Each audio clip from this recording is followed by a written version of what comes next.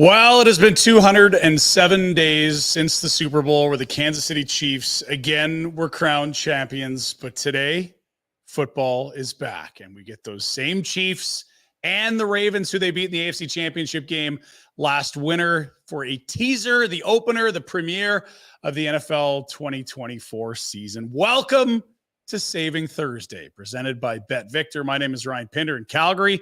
Out on the left coast, Tyson Cole. We've got producer Jack with us as well. Tyson, 207 days, but you've made it. You did it, man. Barely. I don't know if I could go another week, but we're here and I'm so excited. What a banger we have for Thursday night. It's an incredible slate for week one. It's not just a Thursday, but for the second year in a row, we've got the Chiefs as defending champs on the opening Thursday.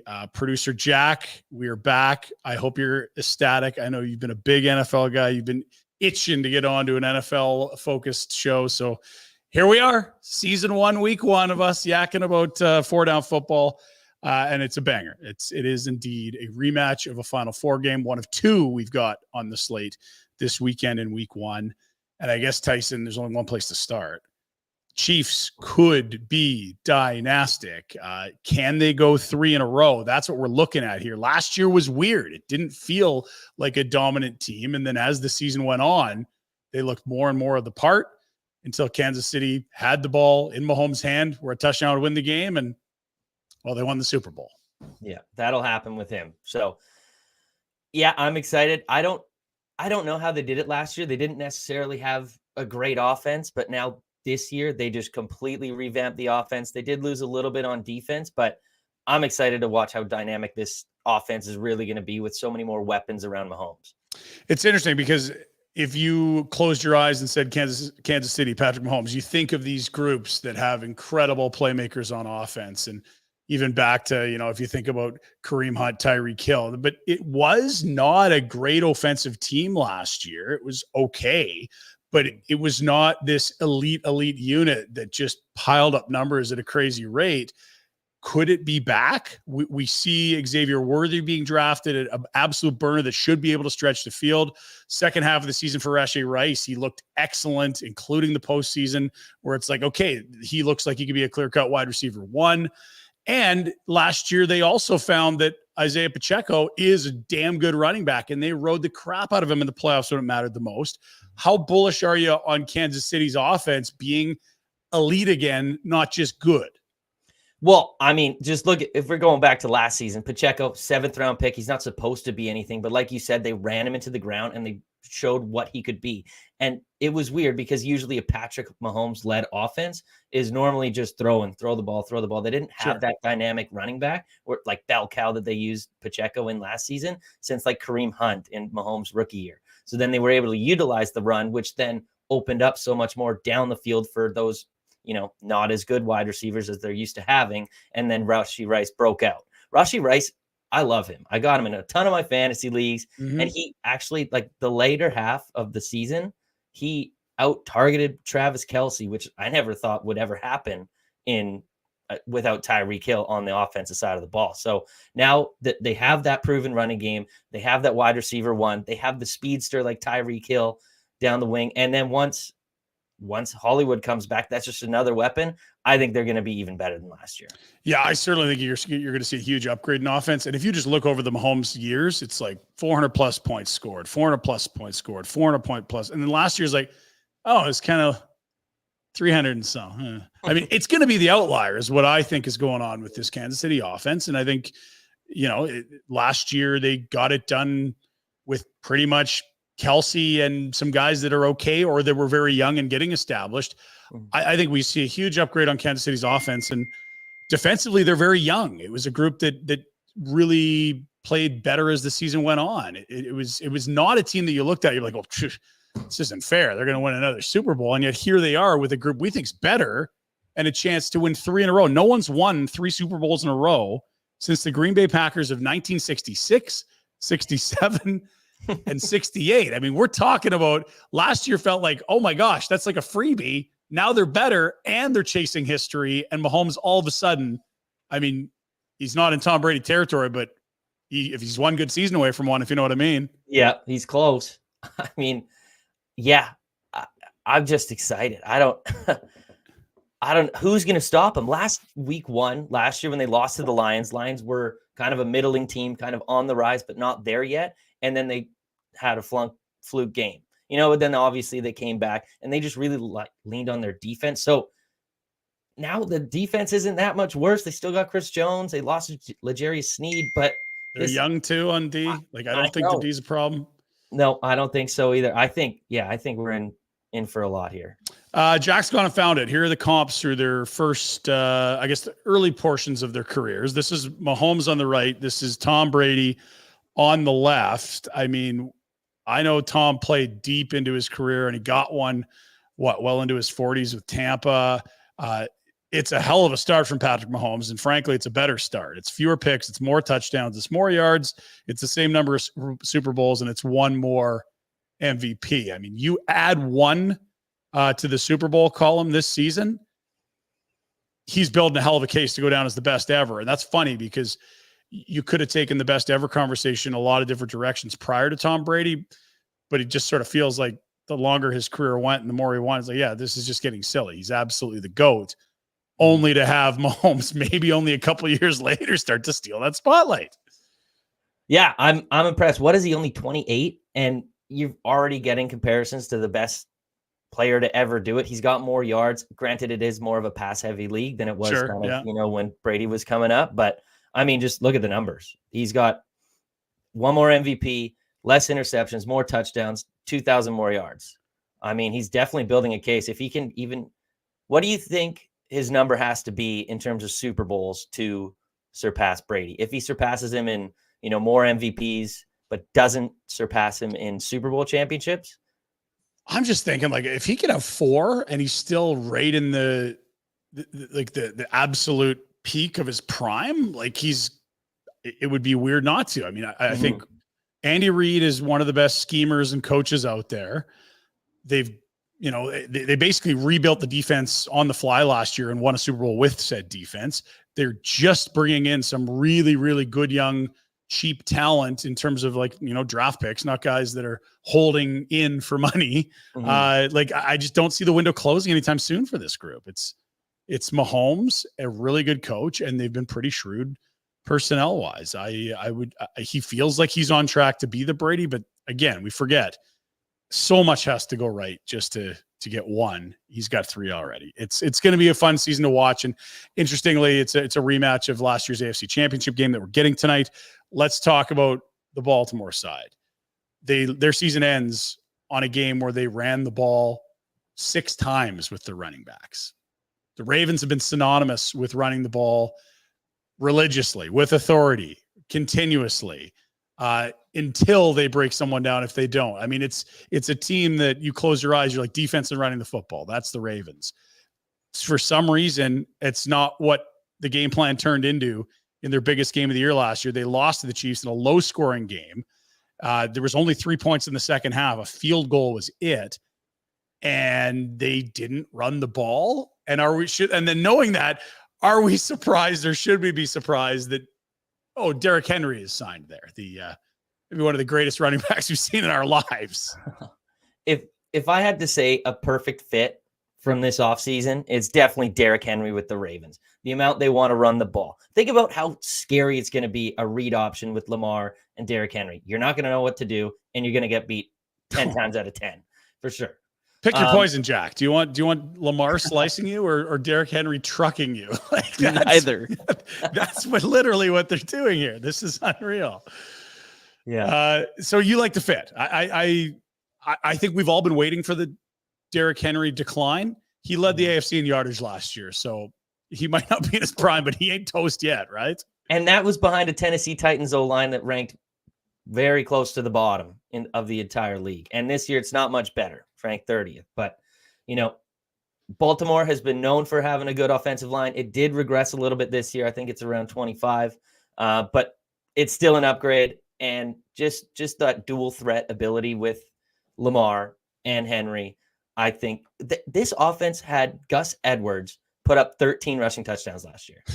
Think about how many Derrick Henry's going to go for. Right? So, it's like 13 plus what is it going to be? And I looked, Henry's, we've got some bets we'll get into later. There's a Derrick Henry one I adore, but Yeah, if you're inside the 5, I think we understand what it's going to be. It's either, Derrick Henry is going to bowl his way in, or Lamar is going to sneak the ball. Like, you don't need to, like, what are we talking about here? Those are two of the most efficient or effective runners in the sport.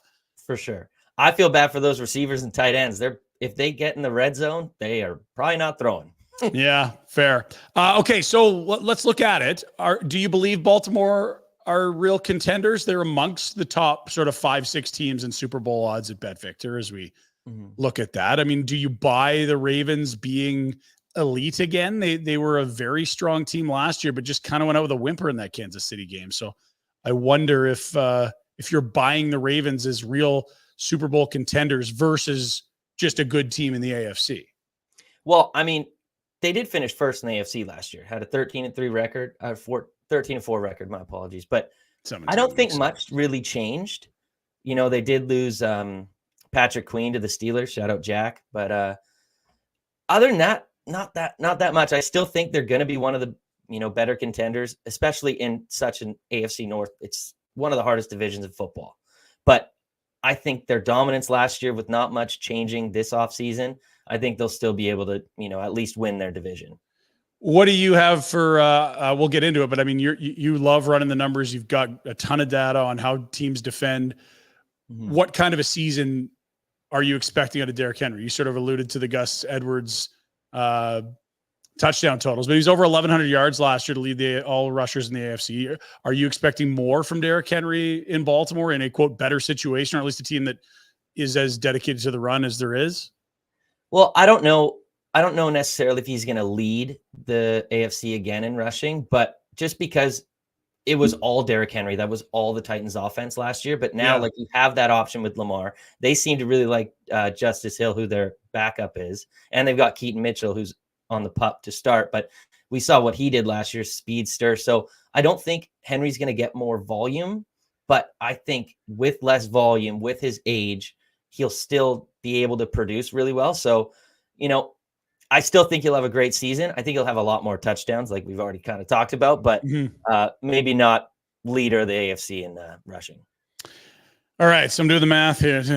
We're like 4 hours away almost from kickoff here. This is going to be a ton of fun. Ravens and Chiefs. I'm excited. You ready to rock and roll? Yeah, maybe I didn't need that espresso that I hammered at the end of lunch, Jack. What do you think? Let's see what the significant injuries are for these two sides, because we talked about a much improved wide receiver room with the Chiefs. Hollywood Brown is a part of that. He won't be tonight. That's a significant absence for the Chiefs. I don't know how to feel about Clyde Edwards-Helaire not being in there. I think a couple of years ago when they drafted him in the first round, there was a lot of excitement and hype around him. We basically watched Isaiah Pacheco make him almost irrelevant last year. And it was kind of that McKinnon role that now they go out and get Samaje Perine to play. So I think you'd probably like to have Clyde there, but I don't know how key of a cog he is anymore. Just thoughts on those two offensive absences. Well, just going off Clyde there, he was only brought back on a 1-year deal for not a lot of money. So he's not really a key piece to this, Chiefs backfield. But one guy that they really stuck out was Carson Steele. They were saying he ripped up training camp, ripped up preseason.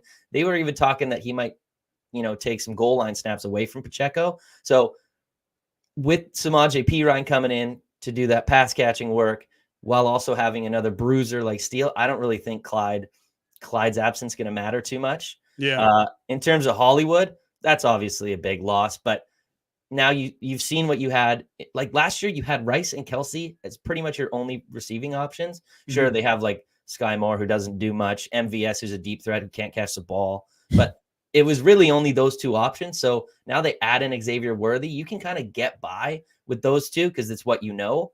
And then once Hollywood comes back, I feel like it's more of just like an added bonus. Like, you don't need him, but now you're getting him. So we'll see, but I don't think it's going to be too hard on the Chiefs. Yeah, I wonder if you're playing fantasy, are you wanting Hollywood, or is it, to your point, maybe the third or fourth look in that offense after Kelsey and Rice and potentially the rookie?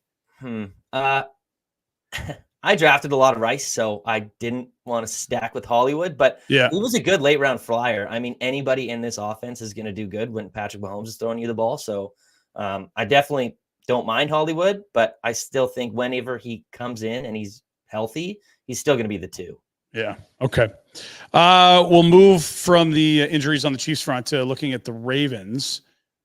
This is a group that you said it, Jack. They lose an important part of that defense over the offseason, but it's a group that's always been known for strong defensive play. Of note here, you said Keaton Mitchell starts season on the PUP. There it is. You see that. That's still a result, I believe, of that injury suffered last year. That was gross. Maybe not at full health, but I don't know that necessarily this doesn't allow them to be what they are, do what they want to do. Mm-hmm. They still got a stacked defense regardless. There's a lot of defensive injuries here. Like we've got Millette there, who's the nickel corner, I believe. He won't be playing tonight. Trayvon Mullins, another good cornerback. So maybe those wide receivers are going to benefit tonight. But yeah, it's not too bad, especially to start the year. Keaton Mitchell obviously looked great, but you got the king now, so not going to be too bad. It's a nice luxury to have. If he does get healthy, you can bring him back, and you've got some blazing speed to put with, this absolute freight train of a running back in Derrick Henry. That could be gnarly if they can be relevant when that happens, which they should be, I suppose. For sure.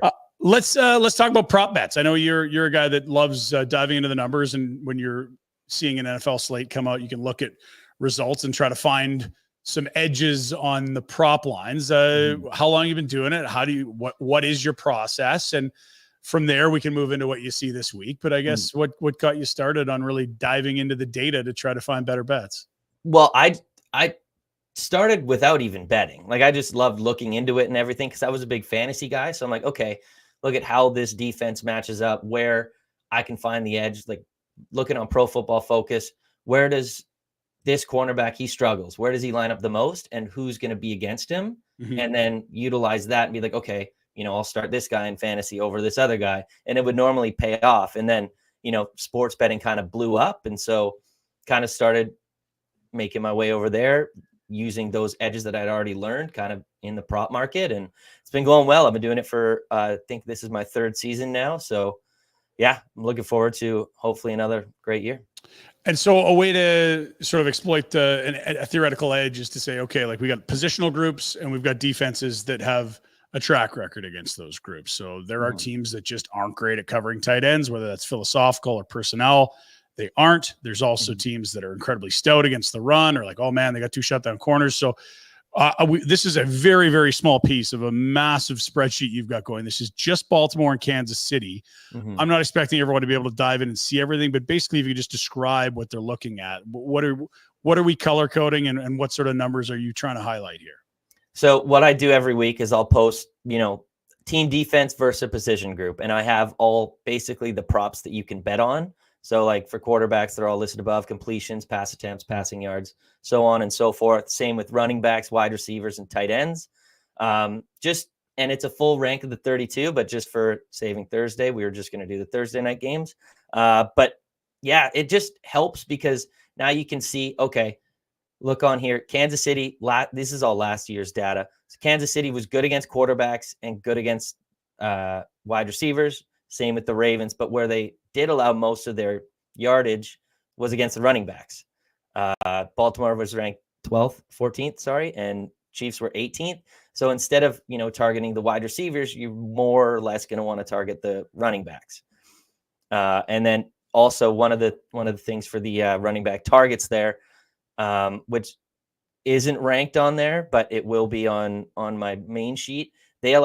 I think they allowed the 9th most targets and receptions to the running backs last season. So that was where I'm like, okay, don't really want to play anything, in terms of receiving options from the wide receiver or tight end. But if you want to, the running back is where they target, allow the most targets and receptions. So that's kind of the angle that I use, and it's really been successful. I love it. Okay, so we're just focused on the 2 teams that we'll chat about every Thursday. This show is going to be live. We'd love you to jump in the comments if you got any ideas, questions. We can work on team parlay, whatever that is. But we've got, I guess, the basis of you finding some edges rather than just a gut or it's my favorite guy or I have this guy in fantasy. We can get a little sharper than that. So let's try to do that. Before we jump into the bets you like this week, how much are you trusting last year's defensive data for this year. We know there are personnel changes every year. There's coordinator changes in some with some clubs, and we just understand that years aren't, copied replicas of the season before. They are changing.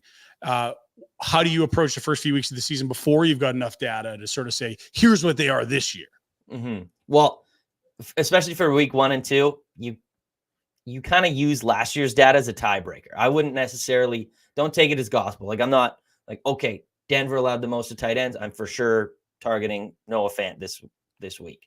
Not going to do that. But I like to go with training camp, whatever training camp buzz that I'm hearing. I know a lot of it sometimes can be false, but it's a lot better than trusting last year, especially against the Ravens here, because Mike McDonald just went over to Seattle. He was the defensive coordinator. Now that they got a whole new defense, while the players might be the same, the scheme's probably a little different in how they run everything. So you don't necessarily want to dive right into it right away. I would say between weeks, 3, 4, and then onwards is when you're going to get your best data out of that.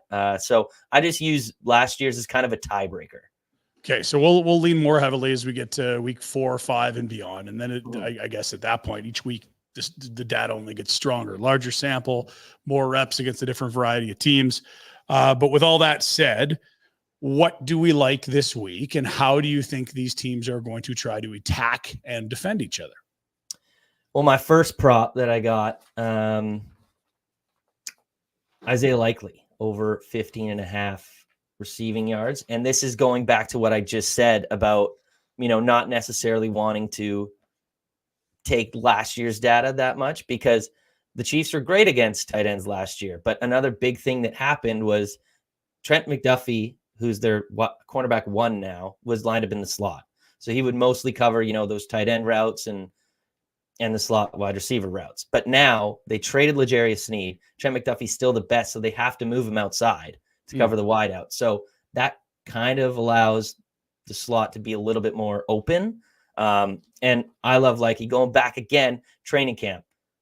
All the talk was about Isaiah Likely, how much he's getting targeted in practice, training camp, preseason, everything. And his line's only at 15.5. I understand Mark Andrews is back, but when he was out last year, he went over this line 15.5 in 8 straight games, including the playoff game against the Chiefs. He only had 16, but Mark Andrews was also in that game. He's an explosive player. He only needs 1 or 2 targets to really hit this number. And I believe during that 8-game span, he averaged 46.5 yards per game. So he's fascinating to me because he feels like a guy that could be a standalone tight end 1 in fantasy, if only it weren't for Mark Andrews, right? Mm-hmm. And so you start to see that, number 1 tight end result when Mark Andrews is not there. But now he's 3 years into his career. I don't see a ton of dynamic options I don't see a huge fight for targets. I mean, we like Zay Flowers. He's getting into his second year, but beyond that, why not, throw a ton of targets at your 2 tight ends? Andrews, when he's healthy, is an elite tight end, and Likely, when Andrews has been there, has done an incredibly good job of bringing similar production. I like this angle from you, and I wonder about how often we'll see both of those guys out there at the same time, or as Andrews, gets a little closer to 30, do they lighten up his target load a little and continue to work in Likely, who's now coming into his prime and his third, 4th season here? I think this is a great play. Yeah. And I mean, like you said, he's younger. There's been so many instances where they run 2 tight end sets. Teams always like to do that, especially if you don't have a great wide receiver 2 option. They've got Rashad Bateman, who has been, doing all right in training camp, but he's always injured. Apparently he came up on the injury report a couple weeks ago.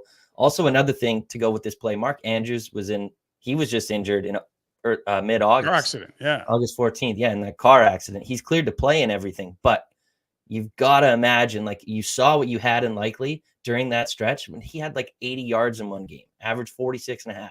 So why not throw him out there, especially against weaker coverage? Even if you put Trent McDuffie into the slot, he'll probably be on Andrews. Then he's right there, Likely. So I really like this play. I think it's a little too low, to be honest. Well, and the book would suggest that's the case too. We've seen this at minus 138 for the 15.5 yards. I imagine that's been money has pushed that to minus 138 because there's smart folks like you that have identified this as an area to potentially exploit. You're right on the target thing. Like Likely's not going to be a 3-4 yard guy. It's like if they hit one, that might be enough to more than double this total. Like he's a big play tight end. He's a pass catching tight end. This isn't one of your big blockers that, oh my gosh, they actually threw him the ball. Like you're going to get some big plays out of Likely. I like that bet. Likely. I like the Likely bet. Good. Let's move to your second one as we focus in on a Chiefs offensive prop. Right on. Yeah. Isaiah Pacheco. It's the Isaiah day. I was going to say, we're allowed to make bets on guys not named Isaiah still, right? That's yeah. okay. We're 2 for 2 on allowed. Isaiah's only. Saving Isaiah's every Thursday here. Yeah. So, yeah, Isaiah Pacheco over 2.5 receptions. With this play, I'm kind of contradicting when I'm saying what I said earlier about them bringing in Samaje Perine because he's the third down back. And I do believe that he's going to cut into Pacheco's receiving work, but not yet. They just signed him 8 days ago. I don't know exactly how much he knows about the playbook yet. So I'm still going to lean into Pacheco. There was so much offseason talk about Pacheco's ready. He can handle a 3-down workload. He'll be the workhorse from Andy Reid. So I tend to believe what he says. And I mentioned earlier, the Ravens, they allowed a lot of targets to the running back last year. I believe it was ninth most targets, ninth most receptions, which was an average of 6 targets and 5 receptions per game. And Pacheco had a 90% catch rate last year. He got 44 of his 49 targets. So we only really need 3 or 4 targets to go to Pacheco. Yeah. And they're allowing 6 per game according to last season. So why can't that hit? And also towards the tail end of the year, he had 3 catches in 6 out of his last 8 games, and he averaged 4 catches per game. So I like this one a lot. And that's with Jerick McKinnon in the lineup for some of those games. Sure. Too. Yeah. I think, like, to your point, you can have Samaje Perine with a considerable pass catching role and still just have Pacheco catch 3-4 balls. Yeah. And that's he doesn't even need to play third down. It could be first and second down. He can get that done. Totally. Yeah, I agree with that entirely. So 2.5 receptions is the over-under. We're taking the over with Isaiah Pacheco, which makes us 2 for 2 on the Isaiahs and the overs. That is at minus 115. Final bet. I saw this number and I told Jack, I said, producer Jack, you're screwing up the whole show. You can't be making mistakes here, typing in the wrong odds. No, this is correct. You will find in many places wagering money and anytime Derrick Henry touchdown at like minus 125-ish. Right here on Bet Victor, Derrick Henry rushing touchdowns over 0.5 pays plus 115. I don't know that I've seen anything close to that anywhere. Buy this before it's gone. For sure. I'm so surprised we see a plus sign, especially with Derrick Henry. And he had 12 touchdowns last year for a Titans offense. Now it's just such a bolstered situation for him. And here again, we're throwing out last year's data because the Chiefs were really, really good against the run last year. But this is more of it's just got to happen, right? Why am I getting such good odds on this? It's Derrick Henry, Thursday Night Football, Week 1. I'm just looking forward to it. Yeah, you got to snap inside the 2. I think it's we know what's happening there. You shoot inside the 5. It wouldn't surprise you if it was a lot of Derrick Henry. So I love that number as well, plus 115 at even money. I think that's still a good bet based on what I'm seeing in other markets. So hell yeah, let's jump on that one. So those are our 3 for the day. Isaiah Likely over 15.5 yards receiving, the tight end for Baltimore. Isaiah Pacheco, the running back for Kansas City, over 2.5 receptions out of the backfield. And Derrick Henry, the king, as you called him, arguably one of the greatest running backs we'll watch in our lives, a monster of a human, to rush a single touchdown or more. I like those a bunch, Tyson. I am not the numbers have the edge guy, but I am curious about what you think Rashee Rice can do. And Jack, I don't know if you can go find any totals for us, but I've seen the Rashee Rice anytime touchdown. I've seen the first touchdown at 10-1. I'm with you. I've been targeting him in fantasy drafts. I just watched the development of a rookie wide receiver last year turn into their, as you said, out targeting Kelsey when it mattered down the stretch at points. Mm-hmm. how do we place a chip on the Rice square on the board and have it pay off? I've got a little bit of Rice exposure on touchdowns. Maybe that's not the way to go. Maybe it's yardage, but I feel like that would be an area personally I'm going to go try to find some value. Yeah, I love Rice. I love Rice this year, as we've already mentioned. If I were to tackle him in any way tonight, I would say his receptions, because he was hyper targeted down that stretch, and his line's at 5.5. Kelsey's line is also at 5.5, which is kind of weird considering how much he was out targeting Kelsey down the stretch.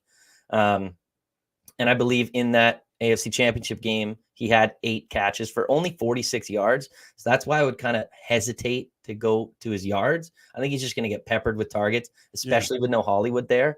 And Xavier Worthy, he's going to be like the yards guy if you want to take a yards in this game. Sure. Like he's the deep threat. He's the stretch the field. Like, can he get behind the defense? He might hit 2 and have 100+ yards. That's what you're saying with that. For sure. Right? For sure. Like Tyreek Hill coming out, he's got that blazing speed. He set the record for the 40 time, right? I think 4.21, which is insane.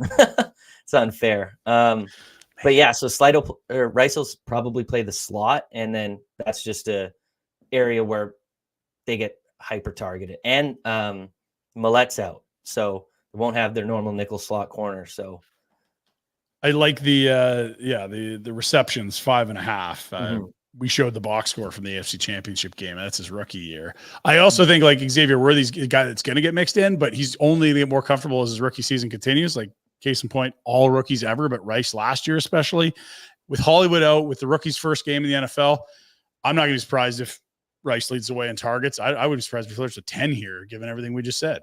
No, I agree. I mean, that's the good thing about it. On Bet Victor, you can go into the prop or the bet builder, and you can ladder it up if you want. If you think he's going to get that 8 receptions a game again, and you'll get really good odds on that. All right. I got something to do this afternoon. Kickoff in 4 hours. Let's get to it, fellas. I want to touch some league notes with you. Obviously, tonight's the opener. It'll be a ton of fun. We've sort of talked about the Kansas City Legacy piece. And yes, Henry and the Ravens does feel like a great fit. We'll see how that goes. But beyond the Thursday nighter, a ton of great storylines and games, especially I've found in week 1, and a little schedule tweak. Why don't we start with the bizarre Jamar Chase hold in, hold out, hold in, hold out, wear the gear, don't practice, drills here, don't do that. Coach says this, coach walks it back. This has been wild. There's 2 years left on Jamar Chase's rookie contract. 2. We're very used to, and we've become accustomed to seeing NFL players with a year left saying, hey, I'm happy to show up and do all the drills and be a great teammate and let you get really comfortable with how the defense or offense or special teams is going to work with me. But I feel like I got leverage. I feel like I'm underpaid. You guys can shred contracts at any moment. They're not guaranteed. Money's not often ever 100% guaranteed on NFL deals versus other sports. And for whatever reason, NFL teams, people that interpret labor laws, I don't know who it would be, but it seems to be the way business is done. With 1 year left, you can expect some people to squeak a little, whether that's Brandon Ayuk or Trent Williams with the San Francisco 49ers, who both got deals done, or whether it was Justin Jefferson last year with a year left on his deal. But with 2 years left, this to me, am I crazy? Have we seen something like this before? I personally haven't. I'm all for players getting paid, but I feel if you still have a contract, you're obligated to play out that contract. Yeah. And so I can understand 1 year because football injuries can, end your career. So I want the players to get paid as soon as they possibly can, but 2 years removed, that's cutting it a little bit. I think it's uncharted. It feels like. Yeah. And look, it is a rookie deal, and those have their own nuances about whether you want to extend the term on them from the team's perspective, and depending what round you're in, there's different term lengths. Yeah. The flip side of it is, are you familiar with the direction revenues are going in the NFL? Like, yeah, it's up, and then it's up, and then it's like they're only growing. And so while I am a little confused at the Chase camp's tactic in reporting, but not practicing, I'm also confused by Cincinnati, where it's like, oh, you want to pay this guy in a year when the cap's even higher and he's going to command even more money. Like, it's not the best quarterback in the league that makes the most. It's the latest guy that got paid makes the most. And we're starting to see that with wide receivers. Like, wouldn't it be smart for the Bengals to get ahead of this maybe and lock in earlier where the number's lower before we see more revenue growth, which inherently is correlated to the amount of money you're allowed to spend on players in the form of the cap? Like, I kind of understand that. I don't understand that side either. Me neither. Like, his negotiating tactic is he's like, I just want one more penny than Justin Jefferson is reportedly what's coming out. But I agree. Why not get to it now? You're eventually going to pay him. You're not going to let him go or trade him. He's too big of a superstar. Yeah. Why not pay him that right now? Because like you said, in next year, if he has a breakout year, he'll only go up from there. So it'll maybe he's going to be demanding 40. Who knows? The Ayuk deal is interesting because it's like, you're like, okay, good. That was a very high profile hold in and it's over, but he's not a good comp for Chase, right? Like he hasn't had that. I'm the undisputed alpha number one on my team, never mind potentially even the league. Ayuk's been a very, very good receiver behind Debo in an offense that's had an elite tight end. And for the last couple of years, the top running back in the sport. So I don't know that the Ayuk resolution really did much for the Chase camp. Is that fair? Yeah, I don't think so at all. I never saw them in the same ballpark at all. Yeah. So yeah, I don't understand. There's rumors that, the owner of the Bengals usually doesn't like to pay his guys. He'll usually kind of withhold that, not want to pay his superstars what they're worth. But so maybe that's kind of what's going on here, but I don't understand. If he has a superstar season, he's going to command 40. And and he's going to get the money. Like, here's the thing, Bengals. If you don't want to pay it, okay, well, he'll just go get it somewhere else. But they've been difficult with T. Higgins. He's on his way out too. Yeah, he's playing, I believe, on a franchise tag, and he's done at the end of the year. So I think everyone's moved on from that. So what are you going to do? Let both those guys? No, you're going to pay Chase. So exactly. I mean, I don't know why you're waiting. It's the same thing with the CeeDee Lamb thing. And that's probably the place to go because the Lamb is a much better comp for Chase.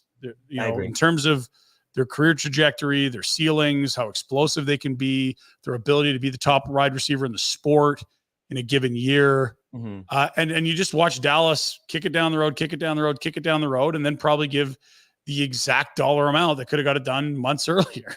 When he could have been there for the full training camp. And everything. Like, why are they delaying it? I think it might be a little ego thing for Chase, because him and Justin Jefferson played on LSU together with Joe Burrow. In their time there, Chase was always regarded as the wide receiver one. And so now coming into the NFL, he thinks he should get paid more than Jet is. And look, it doesn't mean he's better. Do you want to hear the list of guys that make more money than Patrick Mahomes? I got it here for you. Kirk Cousins, Deshaun Watson, Kyler Murray, Jalen Hurts, Lamar Jackson, Justin Herbert, Jared Goff, Tua Tagovailoa, Trevor Lawrence, Jordan Love, Joe Burrow. Like, it's nothing to do with who's better. It's when did you get paid and how recently has it been? Because what you're spending on a per team basis is only growing every year and has only grown. I find this stuff absolutely bizarre. Wild. And then where the rubber really hits the road is, okay, so you're showing up to the facility, you're there, you're just not practicing. Are we expecting them to just show up and participate in the game week one and then the hold-in's over? Because I think we saw something similar with Jonathan Taylor last year when he came back after 6 weeks. It's fascinating. We'll see what plays out, and we'll have our answers, I suppose, by the time we're chatting next week. For sure. Well, I think he practiced with them yesterday, and I think that was his first practice. He got suited up and went out there, and then he wasn't a full participant. I don't know, man. It is wild. Don't you want to ramp up and get ready? I think so, but get excited with your boys. In Jamar's camp, I'd also be very excited about wheeling in 150, 200 million into my family's estate. So I can see both sides of that. We're trying something new tomorrow. It is a Friday night week one game in the NFL. And wow, Fridays, geez, that's usually college football. I don't know. And they're in Brazil. Look at this. Okay. Packers, Eagles, 2 NFC playoff teams. I love the matchup. I love the palm trees in the background. I love the idea of going to Brazil. Season 2 of Saving Thursday presented by Victor. Let's make sure we're at the Brazil game. Can we do that, Tyson? Jack, Absolutely. We'll fly out there. Do you have a passport, Jack? We're going to need a passport. Yes, I do. Okay, 2 good. passports. Yeah, like and subscribe, everyone. Let's grow this thing and get to Brazil. What do you make of the Friday night idea where they will be kicking off from Sao Paulo? The NFL schedule makers just crushed it week 1. This is just another of the 4 good matchups, like primetime matchups. I'm excited. I don't know how it's going to play in Brazil, though. You know, I'm excited for the matchup, but I don't necessarily know if it's going to be that great of a game. I'm assuming it's going to be more humid there, hotter, especially with the travel and everything too. So it might be kind of a less exciting game than I'm hoping for when these 2 teams play. But both teams, they made some huge additions this year. Josh Jacobs, Saquon Barkley. So excited to watch both of them. But yeah.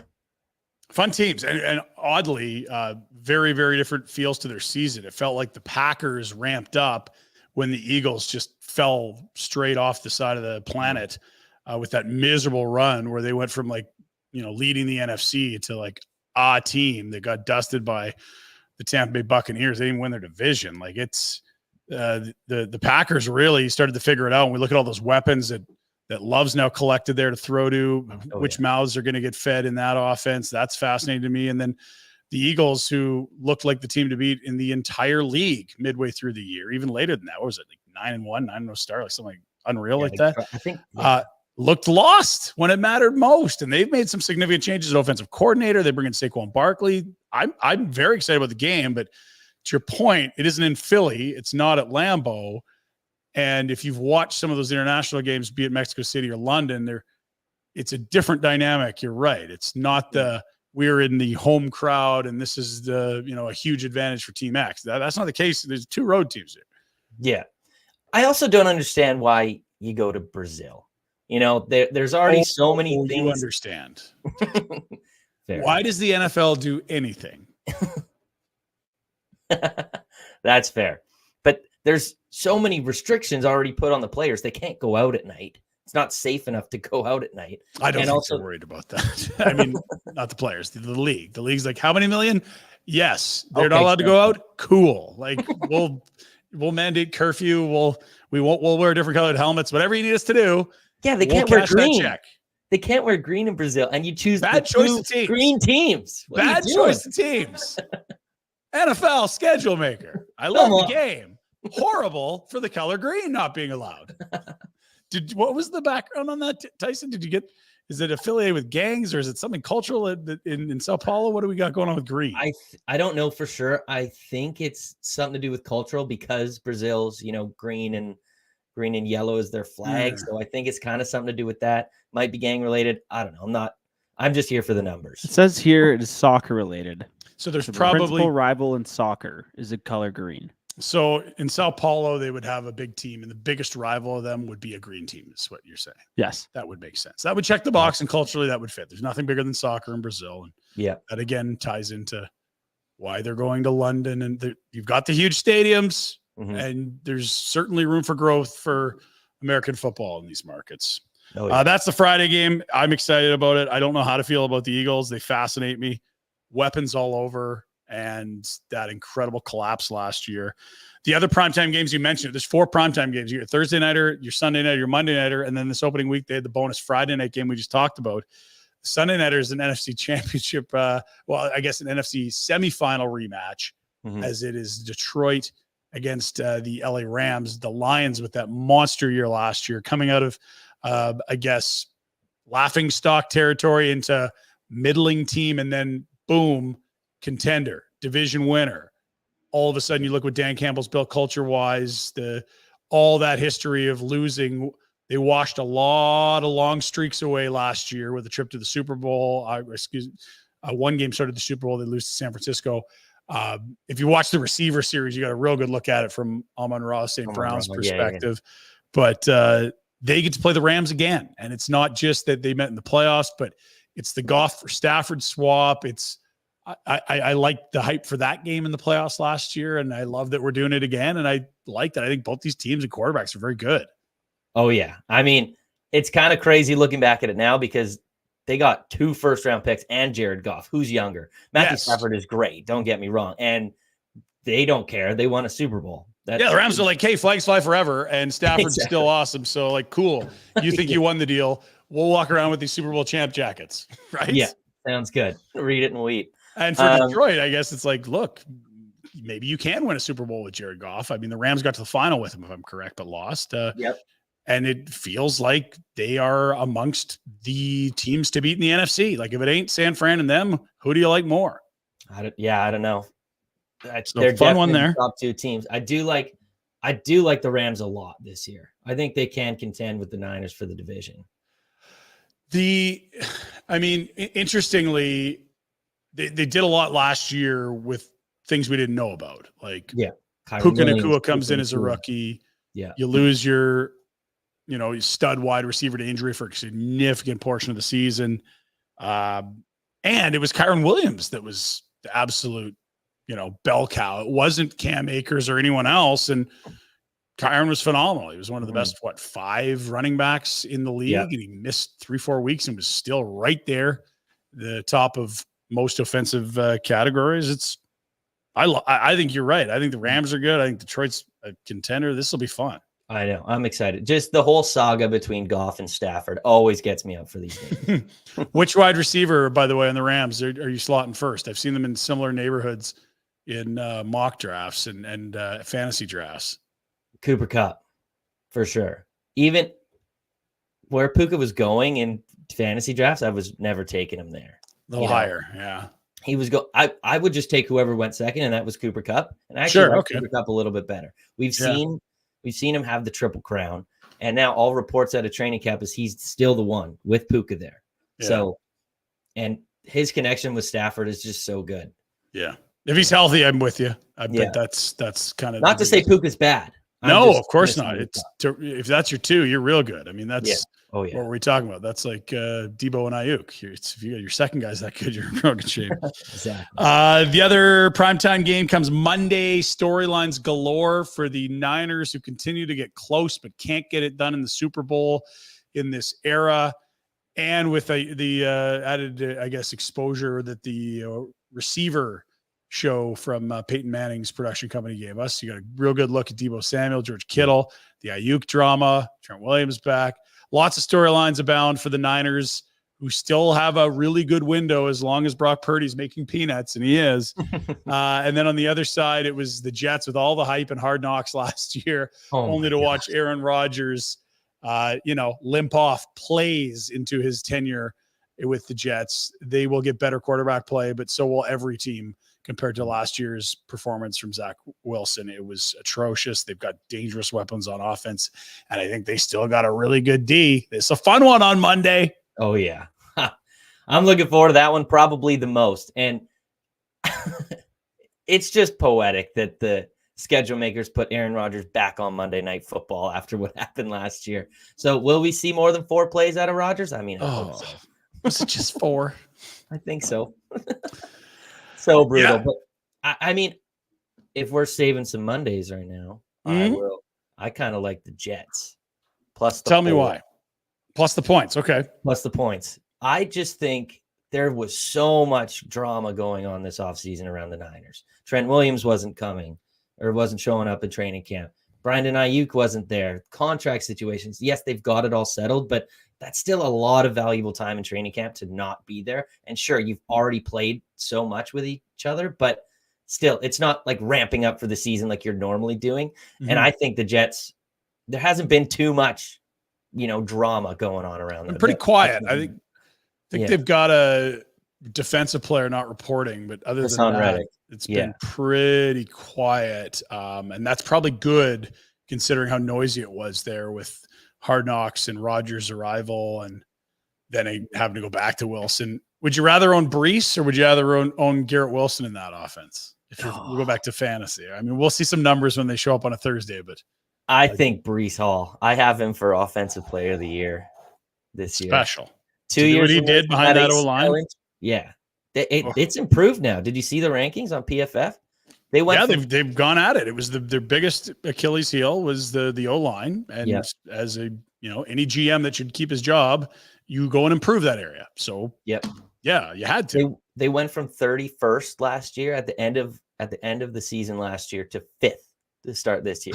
Yeah, They made some with crazy result. upgrades. Tyrone Smith and Morgan Moses to kind of bookend your line. And then 2 years removed from an ACL tear is really when running backs kind of regain fully their, confidence in their knee and their strength. And that's Breece Hall this year. So you're telling me that Breece behind a bad O-line did what he did last year, and we're expecting a much better Breece this year? Yeah, faster Breece with better protection. I think the sky's the limit. I'm in. Yeah. All right, let's take one final look at our contest tonight. We're now trying to do the math in my head, 3.5 hours from kickoff. It is Ravens, it is Chiefs from Arrowhead, one of the great venues in the NFL. Spreads 3. This is from our pals at Bet Victor. The money line, I see appropriately the Chiefs, who were favored by 3, -150, Ravens +125. And the point total, 46.5. Jack, we were doing some stuff in the middle of the summer. I don't think this has moved in months. Like the over-under is still the over-under. It stayed for the pretty total. steady. Interesting of note, the primetime unders were a massive play last year. Not everyone's a point total guy. Not everyone loves spreads. I know you're really into props, Tyson, but if you had just gone on the close your eyes and pick the under on primetime games for total points, you would have done very, very well last year to the tune of, I think, around 70%, which is, people talk about you win 55% of your bets, you'd be considered a sharp. 70 for primetime unders. We'll see if that trend continues. And again, AFC Championship game last year, 27 points. Makes me wonder. Seems a little high, especially with all the primetime under stuff. If I had to pick, I was going to say the under, but 207 days without football, first game of the year, I'm not coming on our debut show and telling you to bet the under. So God bless you. That's the side I would lean, but I am not betting it. I'm with you. We'll take it, whatever it is. And if the Kansas City Chiefs want to be that electric, we can't be stopped, top offense in football again, we'll be A-okay with the overhitting. And if it's another slug it out, 2 Super Bowl contenders under, we just got football back. That's all I care about. Thursday. I love it. Tyson, thanks for doing this. Producer Jack, appreciate all your help as well. Today, we'll be back next week. Another juicy looking Thursday night matchup. This has been Saving Thursday, presented by Bet Victor. Enjoy the game tonight.